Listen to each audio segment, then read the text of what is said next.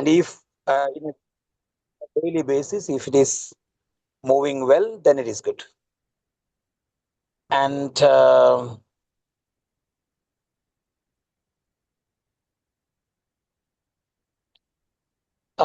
next question is like, Dr. Ketu, Vikas, may I ask yes, if I understood right? When we're looking at transits, we're not looking from Lagna, but we're looking from the moon. Always.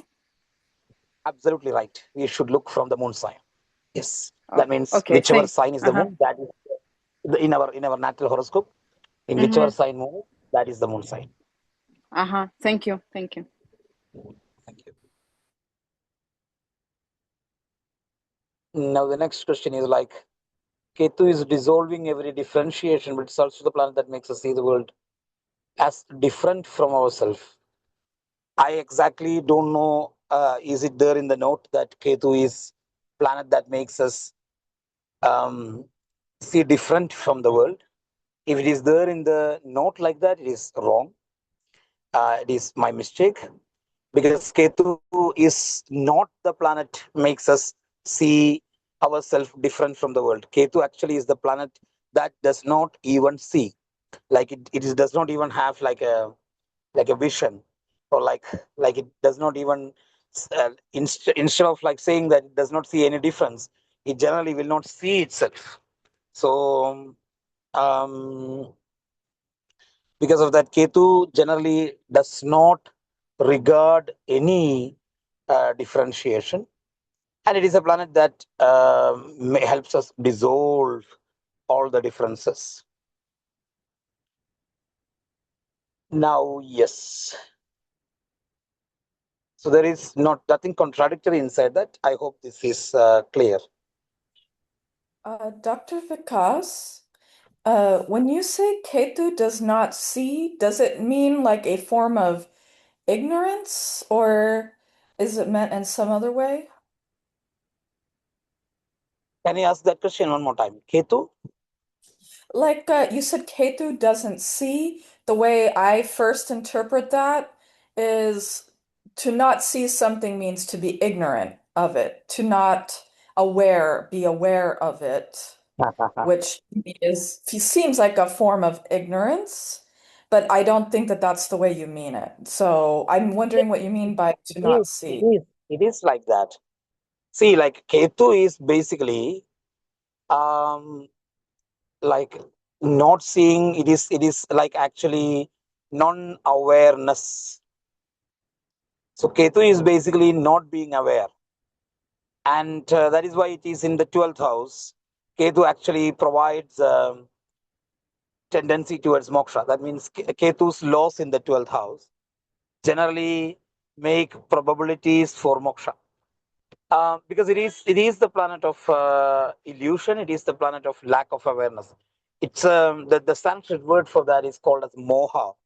So there are like many different types of illusions, and Ketu actually is connected with most of the illusions, particularly the illusions which one like completely nullifies the awareness. So Ketu is, that is why like everything dissolves when the awareness become non-existing. That means if somebody dies, if that person dies, they are not dissolved. They are dead, but they are not dissolved, because they will be living in a genetic stream of the children, and they will be living in the memories of the people around them.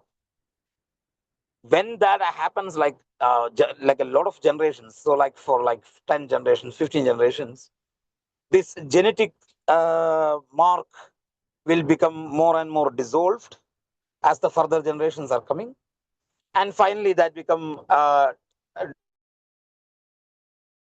dissolved into non-existence. In the same way, the memory of the person also getting dissolved as the time progresses. So dissolution of Ketu is something that happens when the memory and the attribute, everything get dissolved. And basically we can say that Ketu is actually dissolving things by taking away the awareness regarding that thing. For example, you know that your great grandfather exists. You know that. Why? Because you're actually logically concluding that because you are existing, so that person should also exist.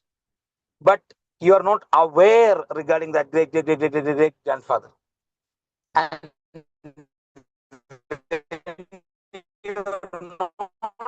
it, then the Ketu kind of like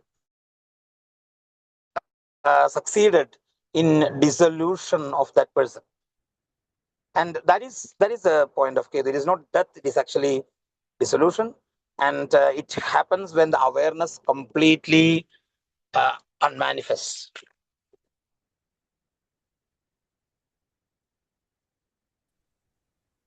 Dr. So Vikas, the could I power of from the power of manifestation. Yes. I'm sorry. I just want to ask a very quick question. I'm not looking to ask a I'm not looking for a philosophical answer. I want to Just ask just a quick yes or no. one. I will Okay. answer these questions in the group. Then we can actually officially start the class with the prayer, and then I can entertain the questions. Is that okay?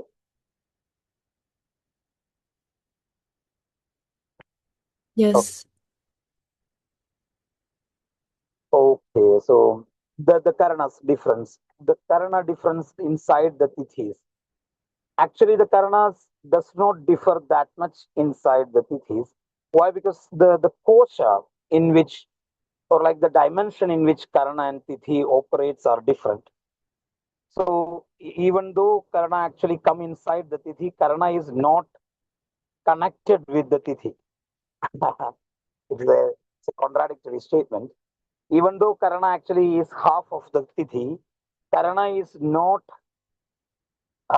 It's like sugar is dissolved in water.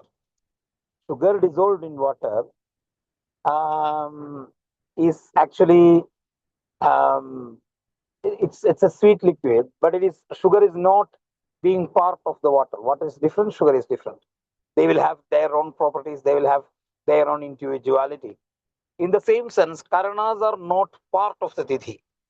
Karana is something that is dissolved in the Tithi, and Karana acts upon a very different kosha than the Tithi. Because of that, the Karana's character will be the same in every Tithi, but the Tithi's character will change according to that.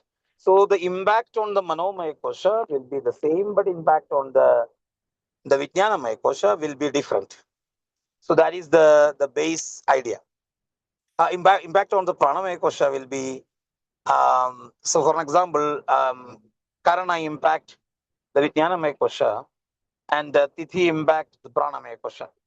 So Bhavakarana that is coming, so somebody is born in Bhavakarana in one Tithi, some other person is born in Bhavakarana in another Tithi.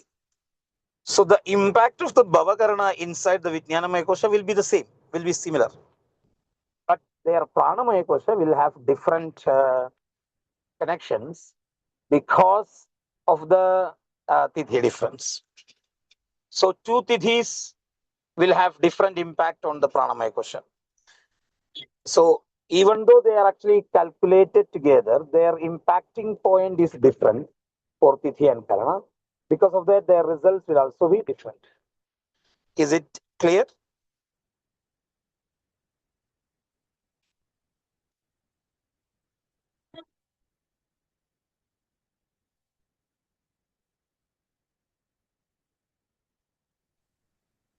Yes, Dr. Vikas. It was just a bit, the line was not very, it was a bit cut. Can you just say again, in which kosha does the Karana operate in? Karana acts in Vijnanamaya kosha. Okay. Thank you. I just didn't hear the word before. Yes. Tidhi's actions will come in Manomaya kosha. Nakshatra's actions will come in Pranamaya kosha. So because of that kosha differences, even though one Karana can come in two Tidhis, it will have the same impact in the Vijnanamaya kosha. But the Pranamaya kosha or Manomaya kosha will change because of the change in the Tithi. I hope it is clear. Thank you. All the Panchangas acts on different koshas. They are not acting on the same point. Of course, they are acting on the same person, but inside that person, they are acting on different bodies. There are 5 Panchangas and also 5 koshas. Each one acts on a different level. I hope it is clear.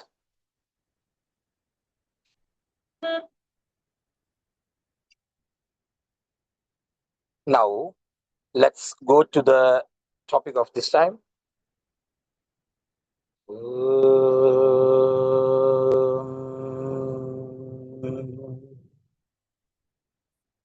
Sada Shiva Samarambham Shankaracharya Madhyamam Asmadacharya Paryantam Vande Guru Parampara.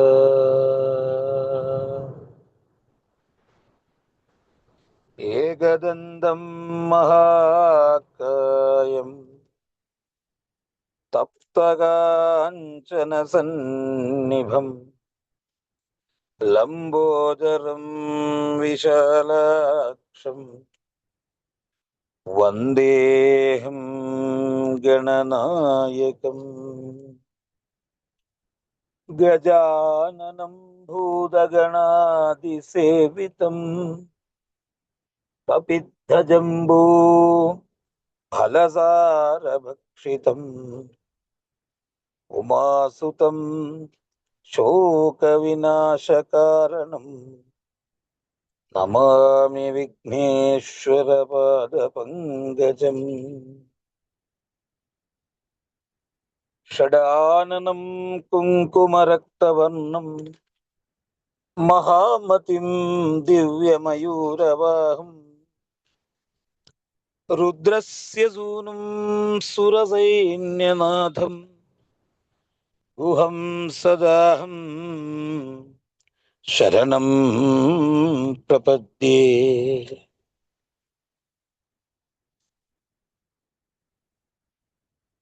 Now, today we are supposed to discuss regarding the first Panchanga.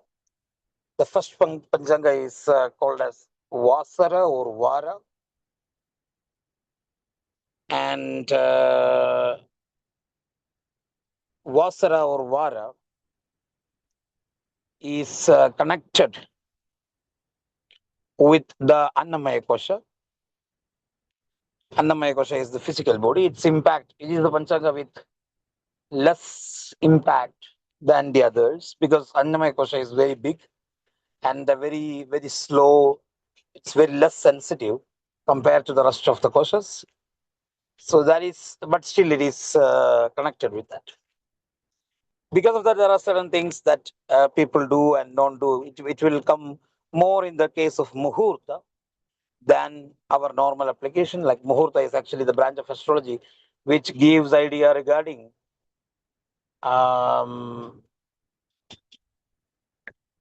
like the time, the best time for things. So that is it is there in the, it is not there in the notes. It is it's so simple, like it does nothing inside that to make a note. It is like our weekdays: Sunday, Monday, Tuesday, Wednesday, Thursday, and Friday. After listening this, if you think that you need a note, of course we can make.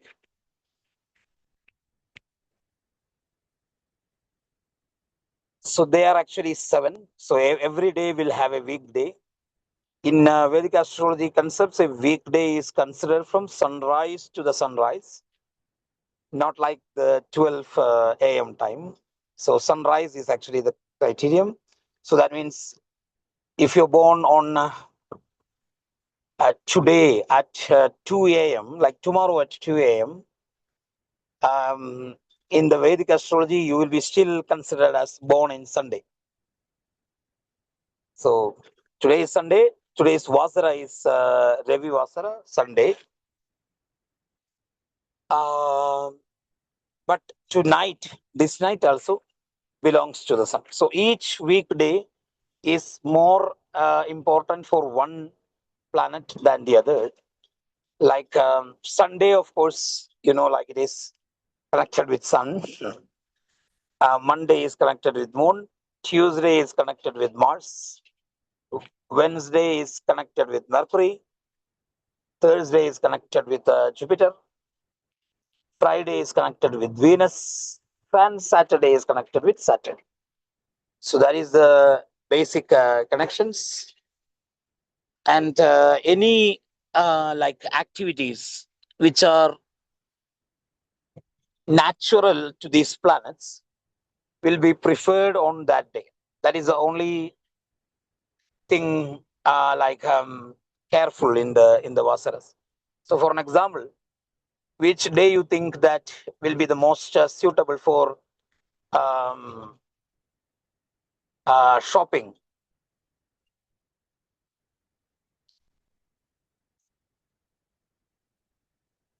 In your idea, which very correct. Friday. Friday.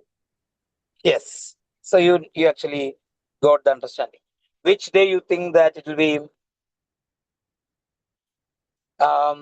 very good for having an argument with somebody?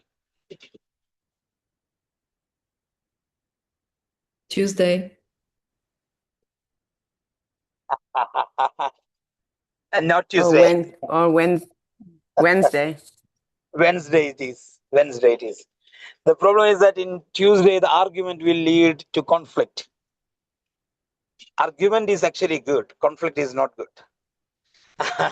Tuesday is actually the least preferred day, other than Saturday. Tuesday is the least preferred day to go for an argument, because there is a very high probability that there is no humor or there is no any such things inside that, and it is just a fight.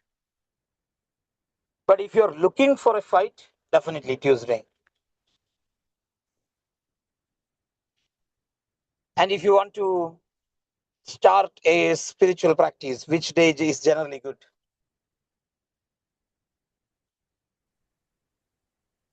Thursday or Sunday? Thursday. Perfect. Thursday.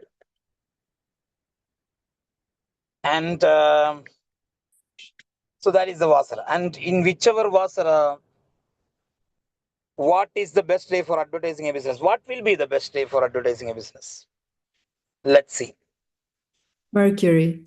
Wednesday. Yes, exactly. What was the question? What will be the best day for advertising a business, for a business? Advertising. Okay. And also there is one thing.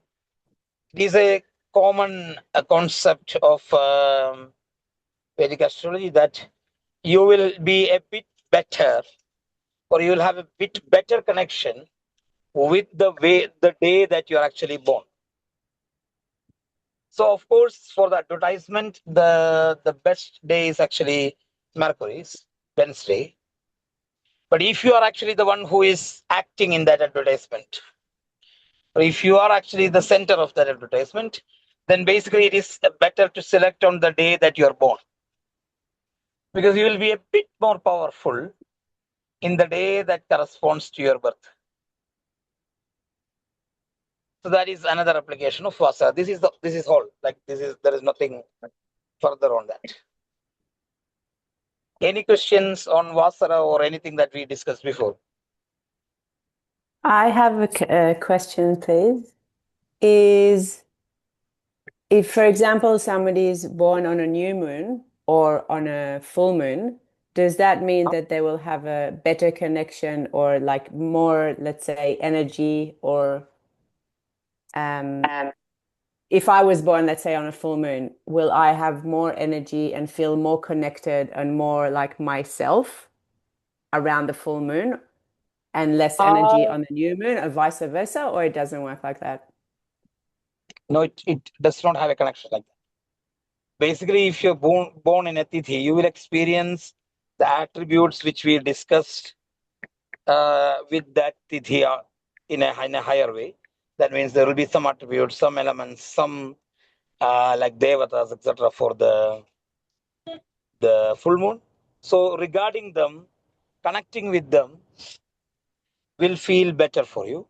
But other than that, it cannot be said that you are a better person or like you have a better ability close to the full moon. Okay, thank you. Dr. Vikas, I have one question about the last lesson. I wasn't there, but I listened, and there's one contradiction because you said that the new moon is when the sun and the moon are together, very close, and that is a great position for getting enlightenment. But you also said that when sun and moon are close together, there is less chance for enlightenment. So that's a contradiction. I don't understand it.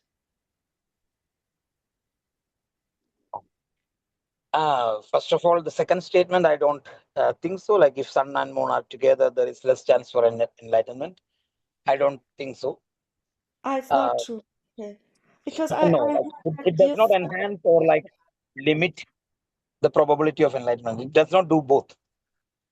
Like it is does not like people who born in new moon will get enlightenment, or like people who are born in full moon will not get that. It is not like that. okay. Hmm. Because the No. impact of these panchagas are so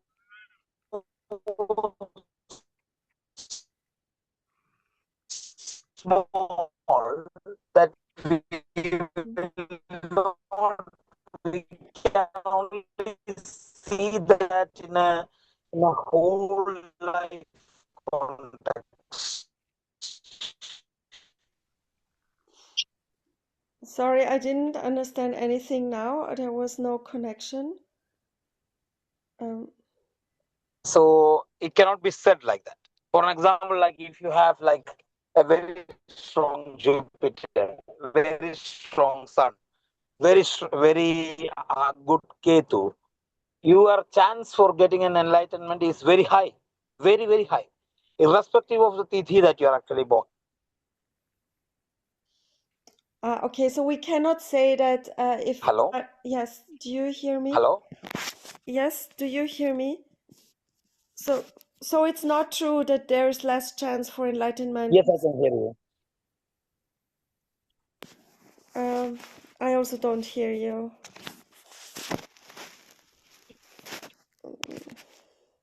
No. Connection.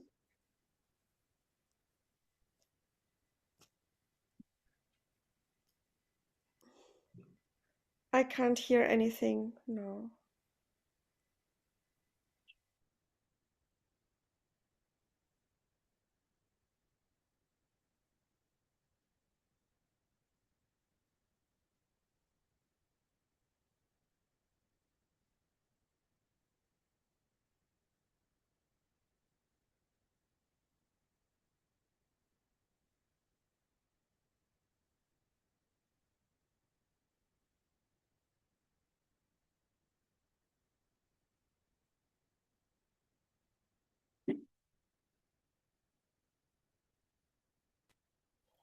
Hello?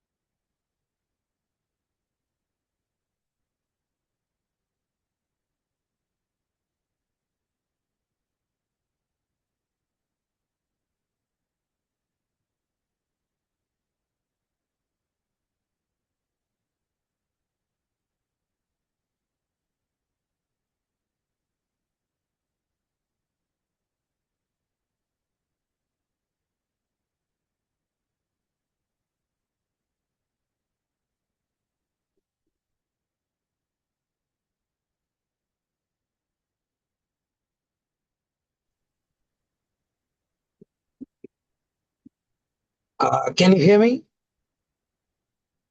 Yes. Yes, now I can hear you. Thank you.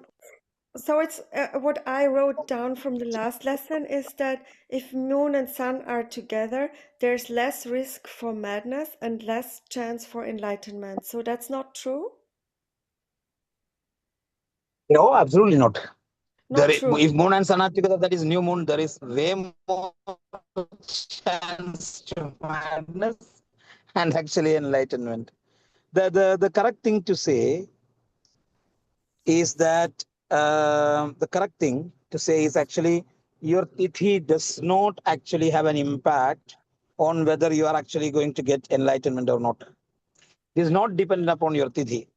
Even like, of course, it is your planets can definitely like help you there or block you. That means your chances of getting an enlightenment can be positively and negatively influenced by planets. That is true. But having an impact of tithi inside that, that is very negligible impact.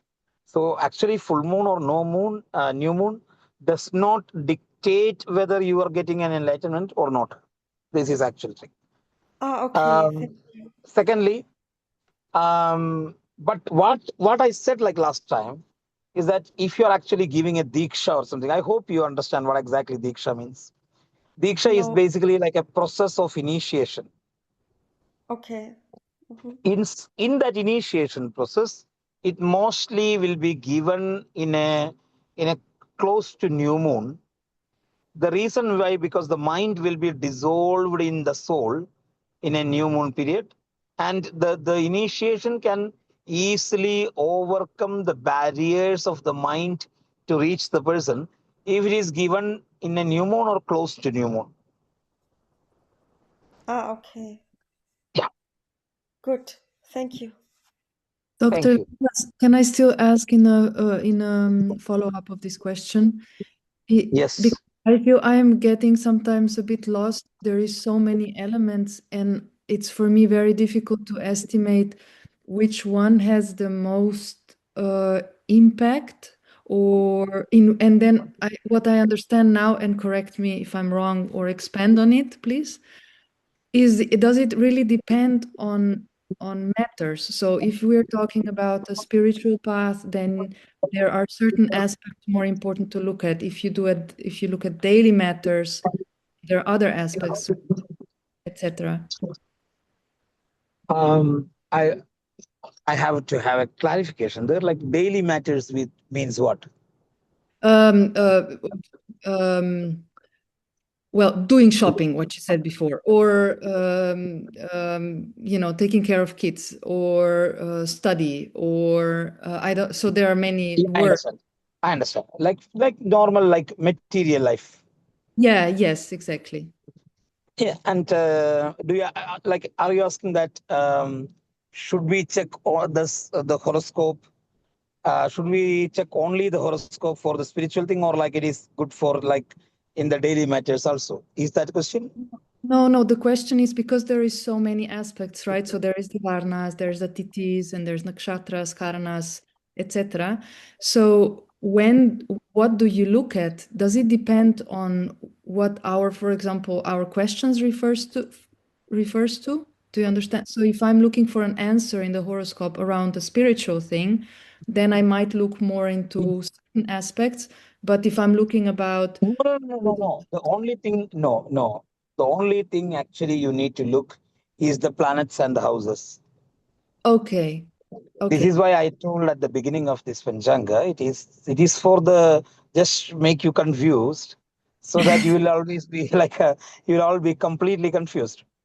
Okay, good. I actually avoided this in the first batch, but Good. people were asking constantly, "What about nakshatra? What about nakshatra?" So it's Just a layer. so I thought that then it is better if they are all confused, so there will be no questions. Great. Then Um, so if you're trying to understand the horoscope, the only thing that you need to understand is actually the planets and the houses. That's it. Nothing further. And in the Panchanga, if anything that you need to understand, it is the nakshatras.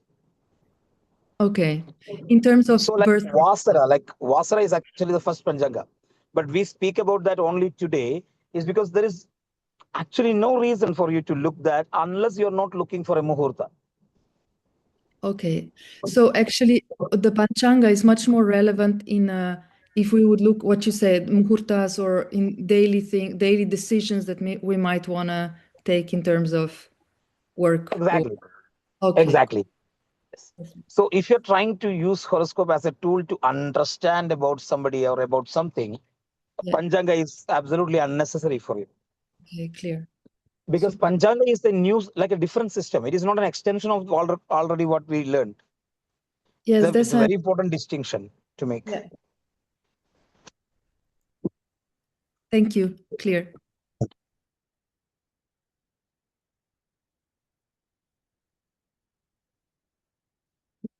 Yes. So I hope the questions are all answered.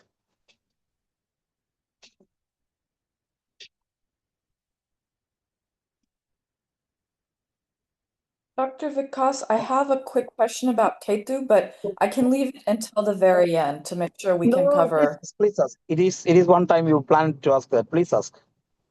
Okay. It's actually I actually am more just a yes or no, if it's possible, answer. I'm not looking for a complex philosophical answer. This perspective that Ketu is dissolution and moksha and lack of awareness. Does this come from Advaita Vedanta philosophy, where when you become enlightened, you almost like lose awareness? Is that I'm sure I'm not putting that correctly, but is that I was just wondering if there's a correlation between those two things. No, not exactly. Not exactly. A lack of awareness will never create enlightenment. Enlightenment also will never create lack of awareness. Awareness is actually enlightenment. So inside the enlightenment, there is a word light. That light is actually awareness. So it will never happen without without getting aware. In the Vedanta also, there is no such concept that you are actually enlightened and you become non-aware. There is no such concept. There is in the Vedanta is no. Okay, I have been misinformed then about what Vedanta thinks, so thank you for that clarification. Actually, Vedanta says Brahma Satyam, Jagat Mithya, Divo Brahmaiva na apara. That is what Vedanta says. Is that awareness is the truth, and any other than awareness is illusion. Not exactly the word is illusion. There is no word in English for word mithya. The actual word is myth. There is in English this word myth. It's the same root coming from the same.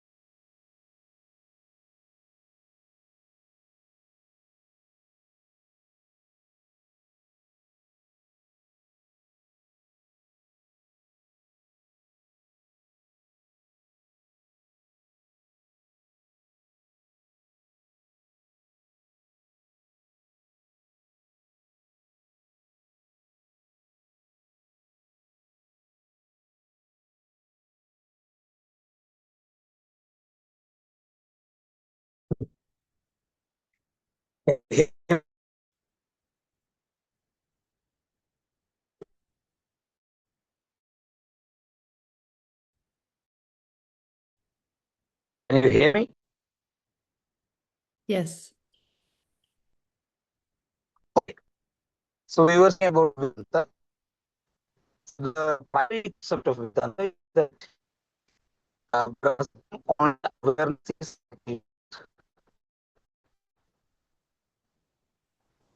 Dr. Vikas, sorry to interrupt. We can hear your voice, but we can't understand what you're saying.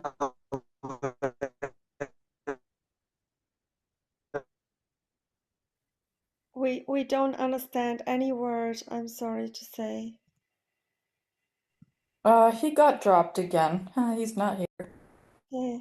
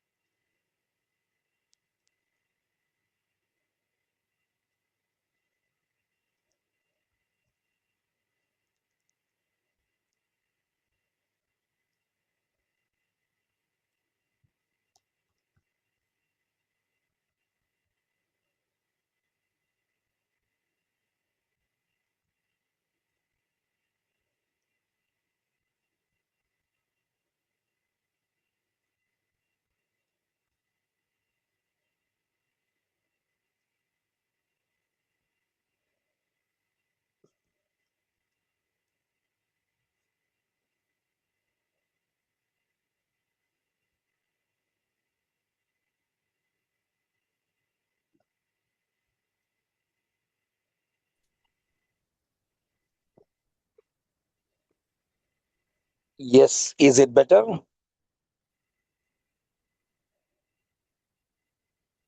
Right now, I can hear you. Yeah, I can actually find a better time for the lesson, but not today. Okay, now I can hear you again. Yeah, so if we need to change, we can change, but today it is not possible. So, because today is Magha Purnima, this is the only time I will be free actually. Now I understand you. Let, Okay. So we were speaking about Vedanta. I think I will not speak it further because I don't think we all are deserving to discuss about Vedanta from the connections. So we will go back to our concern regarding astrology. So the question, further question is like, which kosha is actually connected to Anandamaya kosha? Which Panchanga is connected to Anandamaya kosha? Can you hear me? yes.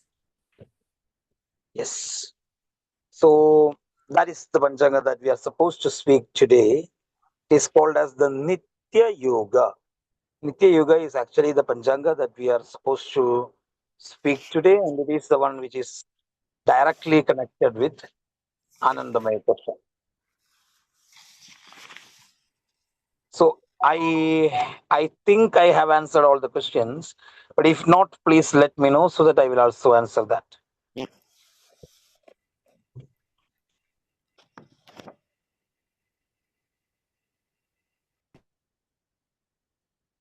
So Nitya Yoga is basically the two words Nitya and Yoga. Nitya means always or eternal. Yoga means state of like mind or like state of heart. So Nitya Yoga is actually speaking about the eternal state of your heart. So it can only by going out of the time. So only by going out of the time we can actually change. Nitya Yoga is actually speaking about where are we actually deriving our happiness from. So different people derive their ananda from different things. That is what makes the ananda maya kosha. So the different people derive their ananda from different places. Nitya Yoga as a Panchanga is speaking about what exactly is your source of happiness. Is to that point, I hope everything is clear. So Nitya Yoga Sorry. says, what will be your eternal source of happiness? It's not so clear because I wrote the notes and I read them. And for example, Sula, confrontational and contrary, quarrelsome and angry, or Vyagasta, cruel, intent on harming others, cannot be a source of happiness. So I don't There are understand. there are millions of people who are finding happiness from all those things. Really? Millions, Oh, actually. in being cruel, they find happiness, really? Astrology is an immoral science. Like it is not speaking about morality, basically. It speaks about the world. So anything that exists in the world will exist in astrology also.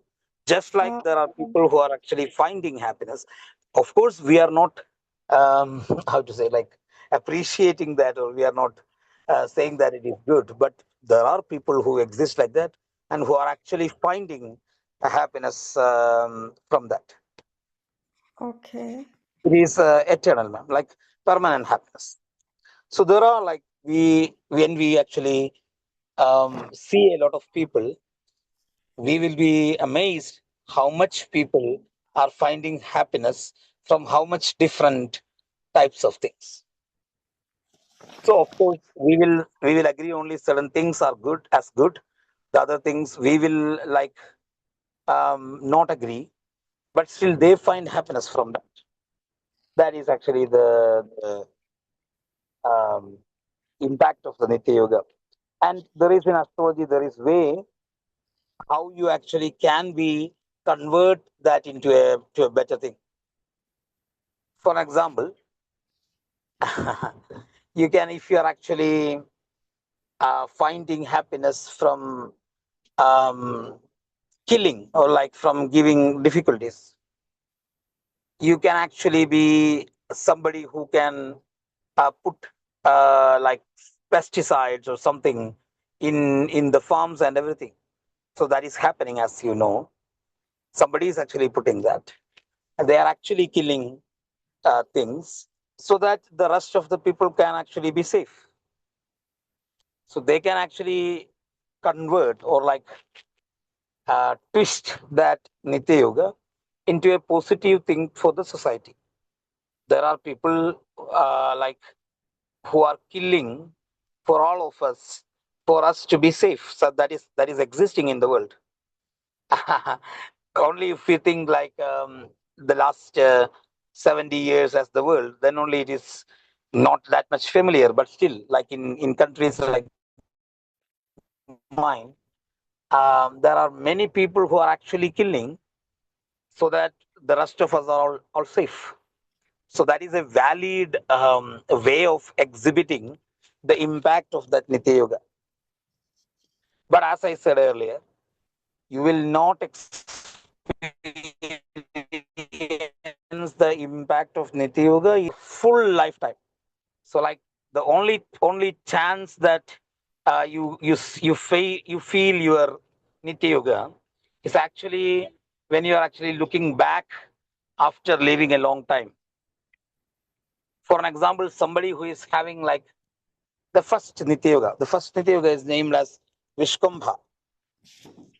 Vishkambha means the one who carries the, how to say, like the vessel of poison, or like vessel of vessel of poison, vessel of toxin. There are two ways this yoga come into place. There will be like Vishkambha Nitya Yoga can come in two ways basically. One way is where they actually what we can imagine, like they will be actually trying to add poison to different things. They'll be generally trying to, they will find happiness from spoiling relationships, like saying one thing about one person, one thing about other person, kind of like breaking their relationships and finding happiness from that. That is Vishkumbha.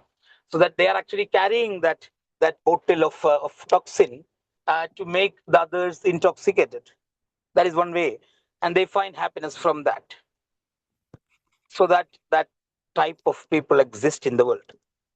There is another way also the Vishkambha come into like fruition.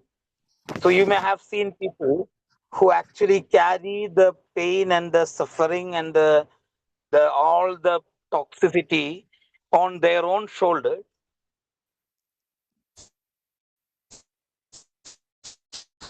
so that the rest can be free, the rest can be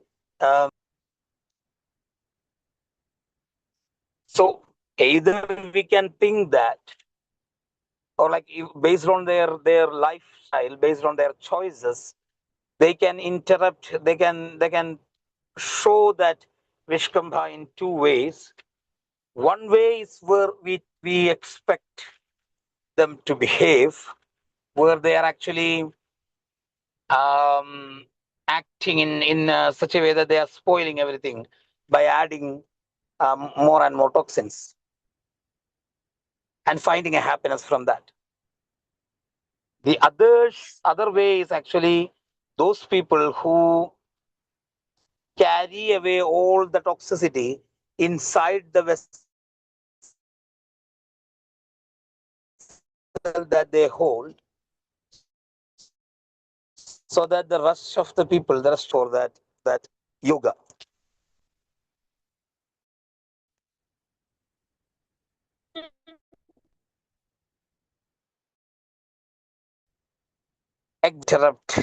Interpret that will be based on their general horoscope. If they have a positive horoscope, they will have a positive happiness of the Vishkambha. If they have a negative horoscope, they will have a negative happiness for that Vishkambha.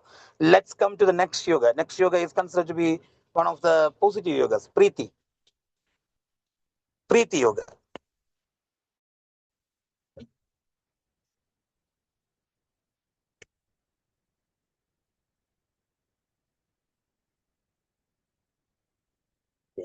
വെള്ളം പറ്റിക്കുക എന്നല്ലാണ്ട് ഒരു കാര്യം ഉണ്ടായിരുന്നു.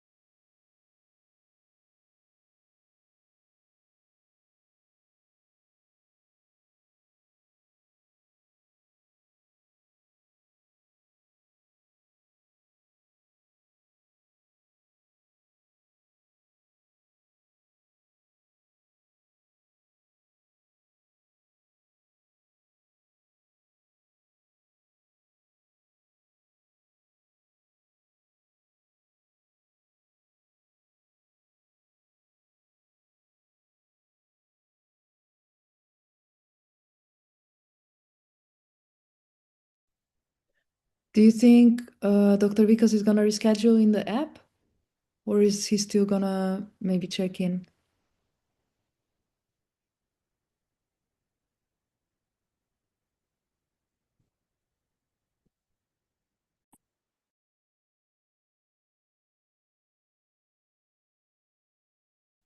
He just sent a message that he's going to reschedule it another day. I think Okay. it's the end. Okay, good. Then see you in the rescheduled session, next one. Yeah. Bye.